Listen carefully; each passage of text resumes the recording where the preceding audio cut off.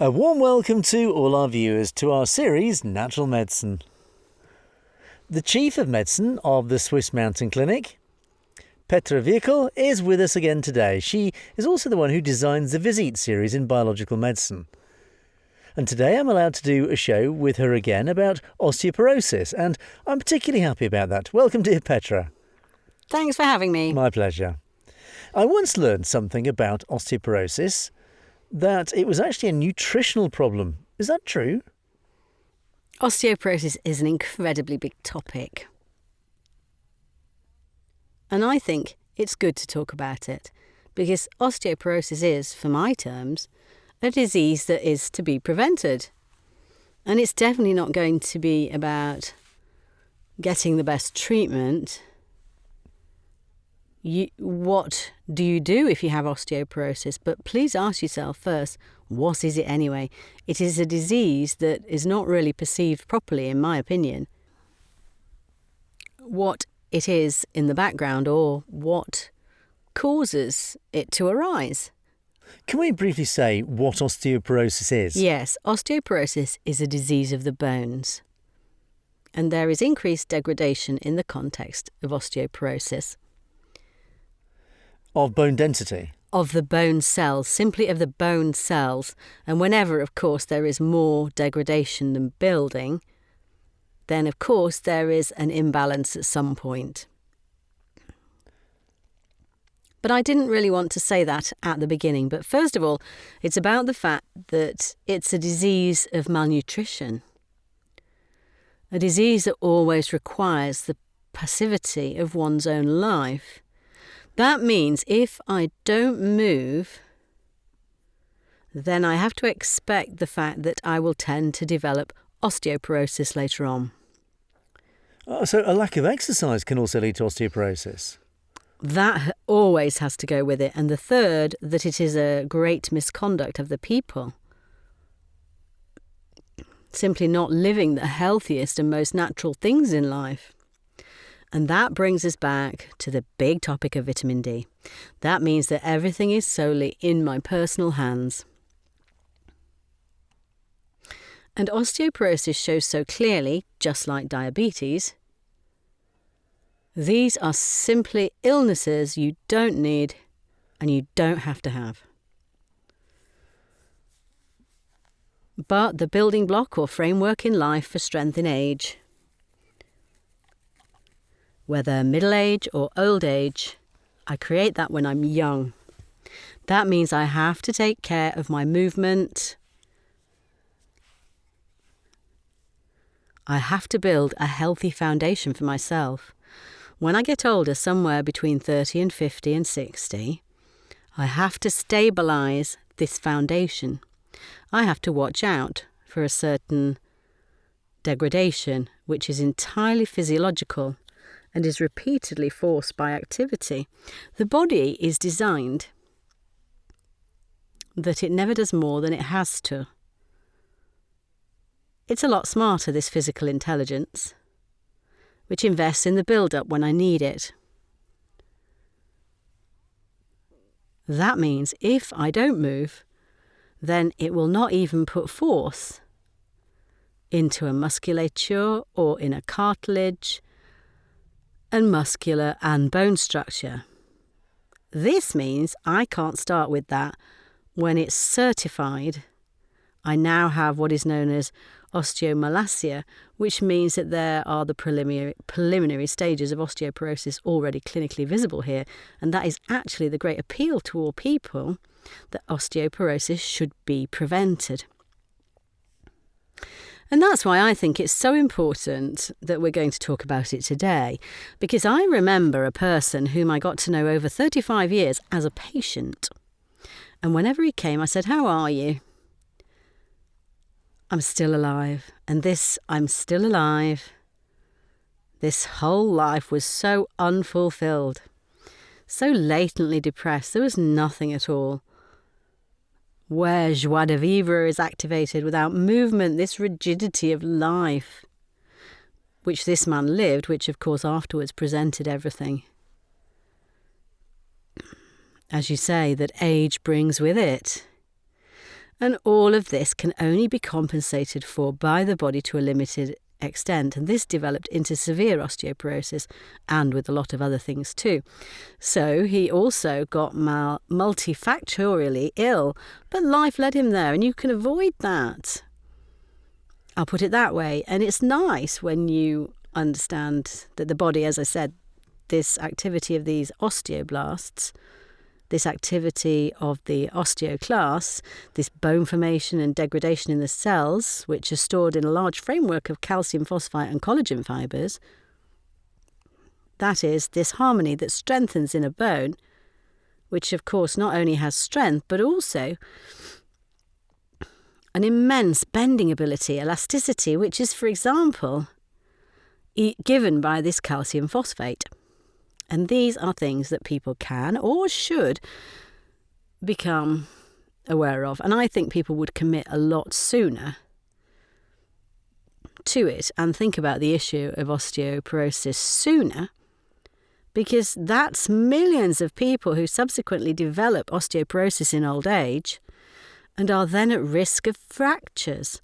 For many people, it is the death shot. Today we can still partially help with hip surgery, but what do you do with a joint that is no longer receptive? Because even with osteoporosis, the elasticity and the capacity to withstand the pressure of exertion is no longer there. So what I've just learned is actually, once again, we're not old. We're not told. We actually wait until society suffers from osteoporosis, and then it's treated. Exactly. Now, I understand it somehow that an industry that earns money in the area of solutions has no interest in explaining this preventatively. I get that.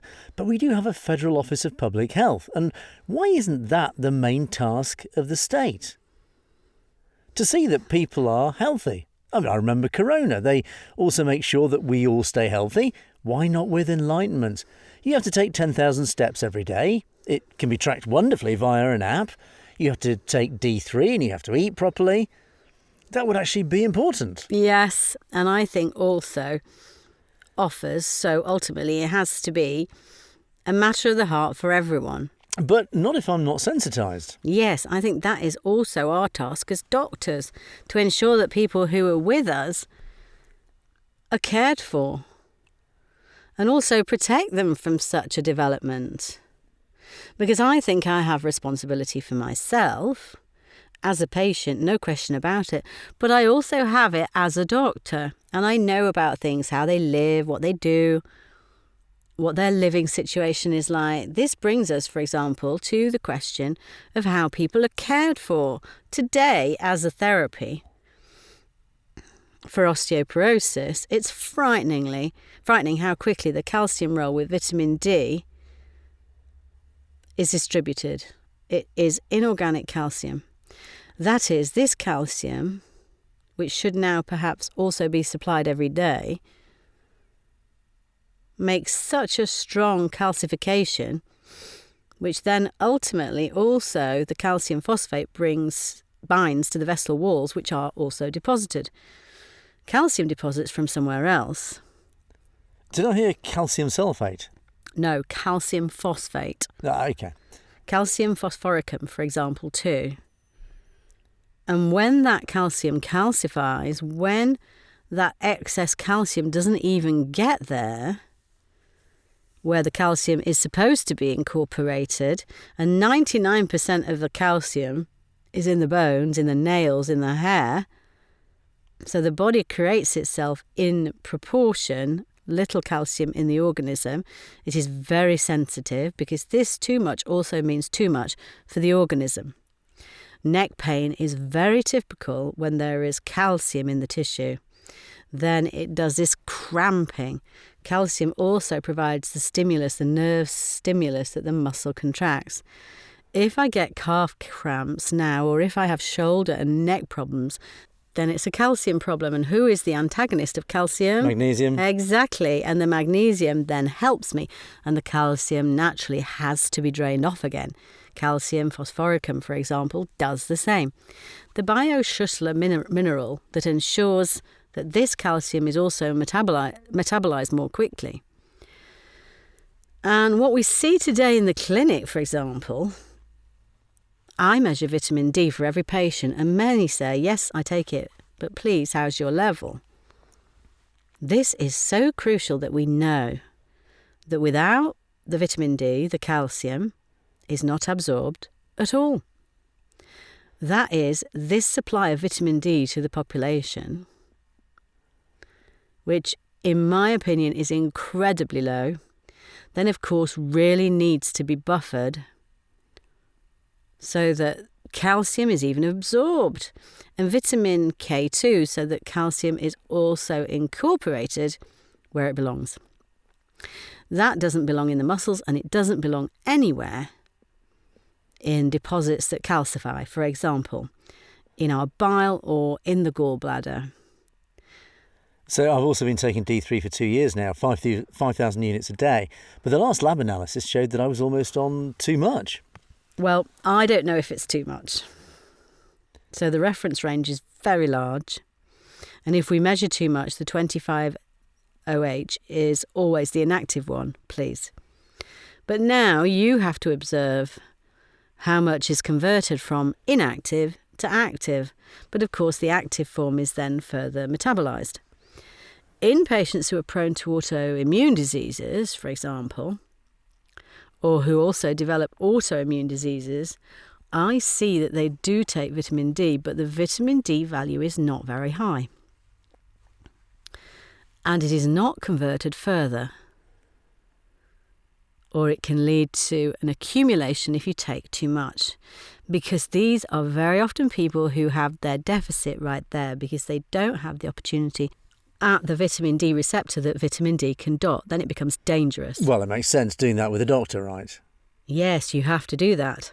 And I see this vitamin D receptor disorder in autoimmune diseases so often that I really have to decide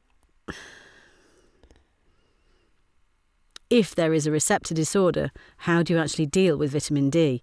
Too much is pathological, but not at all is, of course, just as pathological. This is not so easy, but as I said, with osteoporosis, it is not the big problem with the vitamin D receptor at the moment, but, of course, in supplying the bones with calcium, with silic acid, and please don't forget zinc. Zinc is one of the most important trace elements. 400 enzymes call for zinc. And we're seeing really deep zinc deficiencies in patients. Well, where should it be in the food now? Yes, of course, that's one thing. In green leafy vegetables, so dark green leafy vegetables have zinc, but we just don't cover that anymore, we humans today. Well, another thing about the D3, I can remember that the paediatrician for our 4 children used to always prescribe D3 for toddlers. I don't remember, a year or 2 years. And then it was done. Was that also this D3 for toddlers in relation to bone structure? Yes, of course. And why do you stop them? I don't know why you stop either. At least you stop controlling it. And I think we also have a duty of care for our people. That we check it, that we please always check it in October. Because people go through a winter season where sun exposure is low, and at the moment where they can fill up again in the spring, then there is an increase again, but then comes another winter period, and from year to year vitamin D levels just drop. And vitamin D is also the coordinator that actually influences hundreds of thousands of immune reactions, not to mention the osteoporosis and the calcium.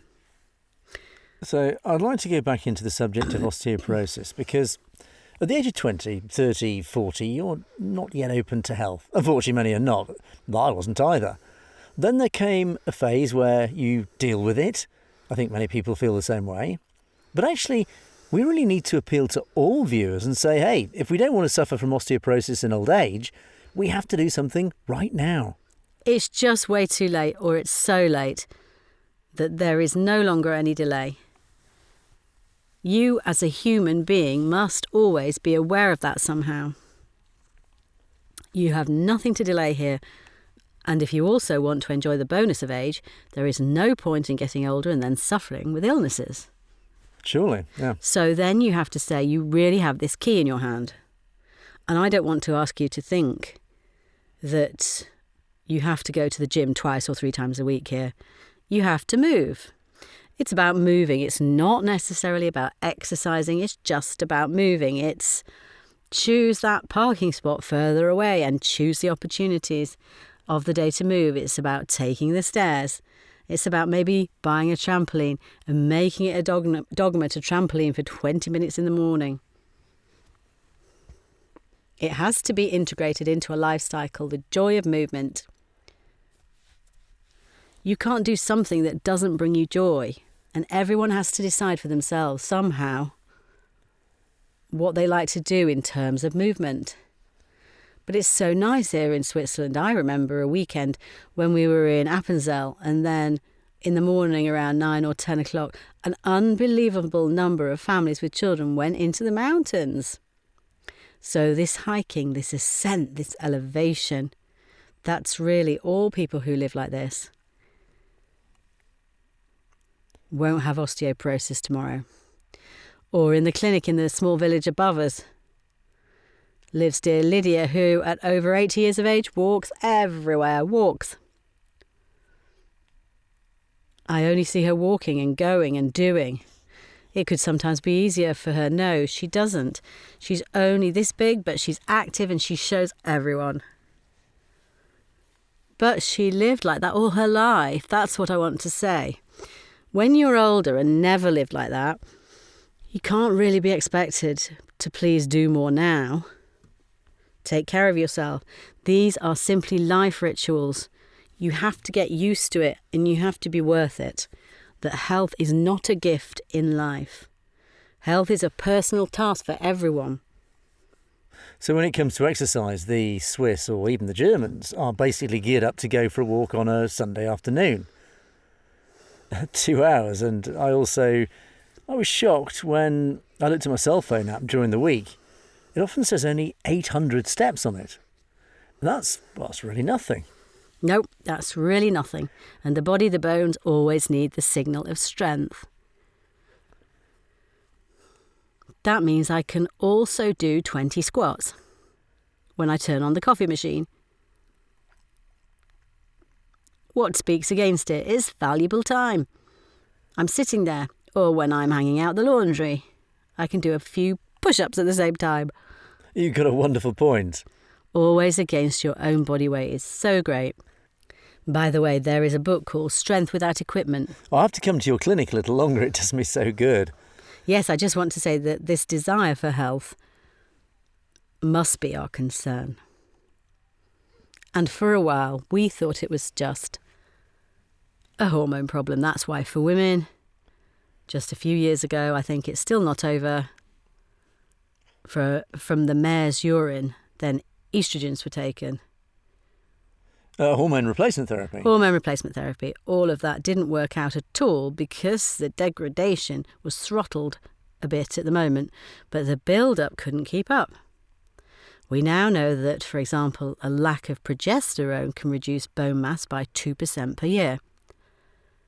That is why it's also important to know a hormonal balance here in order to possibly substitute with nature-identical hormones.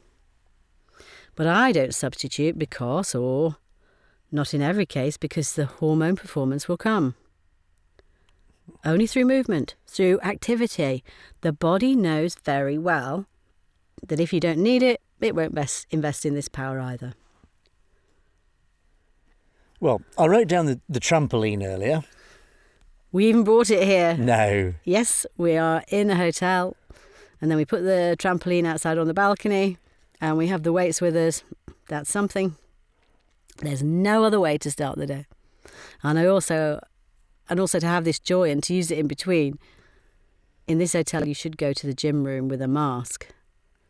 And of course, you can't do that. What I mean to say is that you have to find something for yourself that you really, really enjoy. And if it's a dance class that comes along, swimming, whatever. But think sooner. It's really later than you think. And I always say that diseases like diabetes are homemade, really homemade. And the cow that's out there unhealthily eating the grass and her hay and drinking her water, she doesn't have osteoporosis and she doesn't drink milk. She doesn't drink milk products either. And we should all eat milk and milk products, cheese. Well, may I briefly summarise again because of the time? Each viewer is asked to check the D3 level by the doctor and to have it adjusted so that they really take this dose every day so that they are well adjusted. Point 1. Point 2 is, well, children, they move anyway, but I think around from 20 to 50, there is such a big hole of movement. What do you say? How many steps should there be at least via an app? I don't know, but under 10,000, you can't go to bed at night. My God, I can't even achieve that on a Sunday. But I notice it too, you know, I'm 52. If I really get down on my knees now, it hurts me to come up. I now have to do something, and I think others feel the same way. So, all right, I'll buy the trampoline. The third, diet. So you just started to list that. Those are the things that promote osteoporosis. That's cow's milk. No, not promoting osteoporosis. On the contrary, but a bone needs to be well cared for, and also by a high-quality biological good diet containing minerals rich in amino acids, proteins, so that the bones can really get started. So it doesn't have to be milk and yogurt and cheese. It can be through vegetables and fruit. To eat as much quality food as well. But organic quality. About that, we don't need to speak at all. That is a given. Well, I just want to say it again anyway. We once had a doctor here who was also a farmer and explained to us how unbelievable the discrepancy is. So organic is not easy, organic is organic. And to give such a certification guarantees lots and lots of minerals with the vegetables, which are simply not there otherwise. And that's important, as you say, to supplying the body with minerals. Yes, and also not to believe that it can be replaced by a mineral preparation. It's not just about minerals, it's also about the energy inside the food. Biophotons? Yes, of course, and that's important. A handful of fruit every day and a handful of vegetables every day. I have to have that. And a good source of proteins and nuts and high quality is the order of the day. And please, always keep the highest degree of naturalness. Not process in the sense of buying already prepared and just putting it in the... I don't even want to put the word in my mouth. I hope you don't have it. Actually, it was almost nothing new, except that the D3 is elementary important to check it now, no matter what age, to maintain it continuously for a lifetime. And everything else is, well, self-evident, theoretical. Yes, health or medicine is very simple. But what do we do now? We don't talk about it. We get our fast food diet. We don't talk about D3. We're not talking about exercise. In my opinion, it should really come from the government. Then we could really prevent this terrible chronic disease and many others probably in the same step. Well, and on top of that, what I find that if you really have an osteoporosis problem, that you then work with biophosphonates today to make the bone rock solid. This means that this bone resorption of the osteoclast is stopped, and this is bunkered there in such fragmentary form that it causes... stiffness, doesn't it? Yes, the elasticity is no longer there. There is also the risk of deposit calcifications, and I've had to observe quite a few things. Are those also the people who walk more and more crooked? Yes, of course. After that, it's this declining physical strength. If the musculature, which actually holds you up, the spine, also the musculature is no longer strong. Our spine is also changing. People are getting smaller. But when you, let's say, invest in a strong muscular skeleton, it's not just strong musculature, but also always a strong bone that always belongs together. And the more you hop and you jump, and of course you put a certain amount of pressure on your joints, there is an increasing inner activity to build this process even more stable for you in a natural way.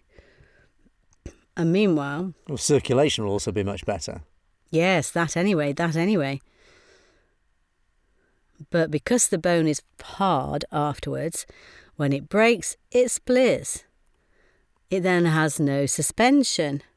And that is a very big situation, which is then very often offered in a medical way, and sometimes even then not so very, very much, is possible when osteoporosis has progressed. What we see is when it starts, when osteomalacia, or better said, osteopenia, is already beginning. So these initial degradation processes, and you intervene and people are ready to turn life around properly. That gives such a strong activation in the bone metabolism. Also through Bioschussler minerals, for example, number 1, number 2, number 11, the silicia. If you then put 10 tablets in hot water in the morning and in the evening, and actually drink it in the morning, you have an unbelievable good influence on the entire mineral activity of the body, among many others. But people who then get a shot across the bow somewhere can turn it around again. But it's difficult when such an osteoporosis is only really manifest, and then the vertebral collapse danger is already there. You have to think about all that a little earlier. What do you want, and what should my life look like in 20 years' time? You lay the foundation for that early on. Well, thank you very much. Really, I take it to heart. I'm buying this trampoline. Getting up in the morning, 20 minutes, I can do that. I have the time for it. And I have such a nice time viewer. I even brought it with me. I wanted to show it to the viewers. It goes around once and you do 20 minutes without words. It's like a fan that spreads itself out, and you can really warm up for the first 5 minutes. Holds weight for the next 5 minutes. The other 5 minutes, maybe do a knee raise run and walk the last 5 minutes again. It's so much fun, and an increase in performance can then take place. If you don't have these 20 minutes to yourself, you're doing something wrong. Yeah, there's always a possibility. Always. Yes, and if you also listen to beautiful music, then it's also a celebration and a joy. Petra, it was a great show again. Thank you very much. Dear Petra Wiechel from the Swiss Mountain Clinic, I'm always amazed how easy certain things could be, if only we knew. And that's what QS24 is there for, to be able to provide you with such valuable information at an early stage. Which is also in my own interest, of course. I'm always learning too. That's it for today. Thanks for watching. See you next time.